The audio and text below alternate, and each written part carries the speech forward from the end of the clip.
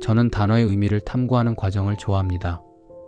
단어를 만났을 때 그 뜻을 곱씹어보고 적절한 사례를 찾아보며 그 단어가 어떤 맥락에서 사용되는지 고민하는 일이 즐겁습니다. 최근에 알랭 드 보통의 책 여행의 기술을 읽으며 숭고함이라는 단어를 마주했습니다. 이 단어는 광활한 사막과 끝없는 산맥을 묘사하는 데 사용되고 있었는데요. 단순히 아름답다거나 웅장하다는 말과는 다른 좀 더 큰 감정을 포함하고 있었습니다.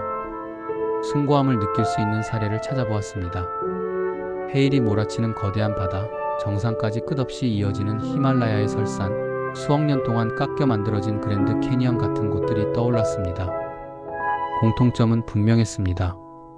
이들은 인간이 감당할 수 없는 규모와 힘을 지닌 자연 그 자체입니다.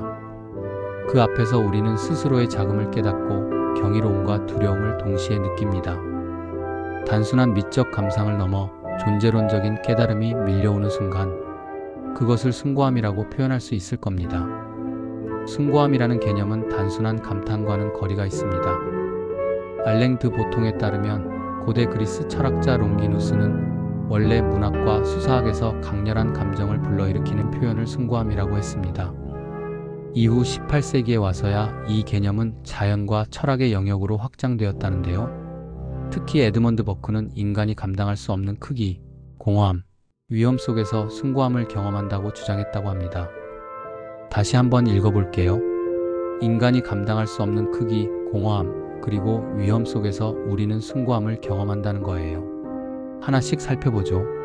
먼저 인간이 감당할 수 없는 크기는 우리의 한계를 명확하게 인식하게 만듭니다. 끝없이 펼쳐진 산맥이나 거대한 폭포 앞에서 우리는 스스로의 존재가 미미하다는 사실을 깨닫게 되죠. 그래서 경이로움과 두려움을 동시에 경험하는 겁니다. 이처럼 압도적인 크기는 인간의 사고를 뛰어넘는 감각을 불러일으키며 숭고함이라는 복합적인 감정을 형성합니다. 두 번째 개념인 공허함은 단순히 무언가로부터의 결핍을 뜻하는 게 아닙니다. 이는 우리가 기존에 의지하던 질서와 의미가 사라지는 상태를 뜻합니다.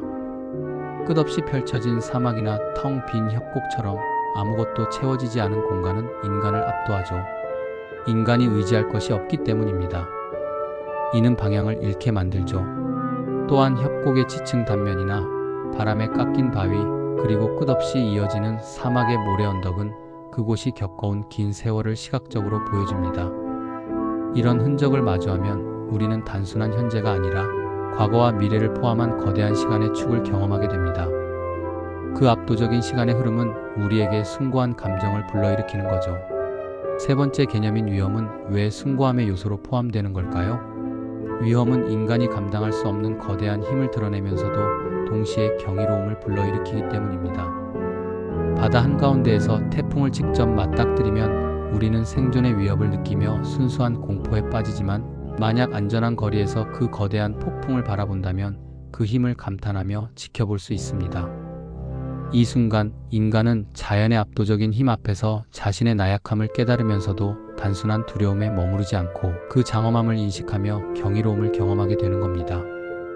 결국 숭고함은 인간이 통제할 수 없는 압도적인 힘이지만 그것을 이해하고 감탄할 수 있는 관조적인 시선을 가질 때 비로소 형성되는 것입니다.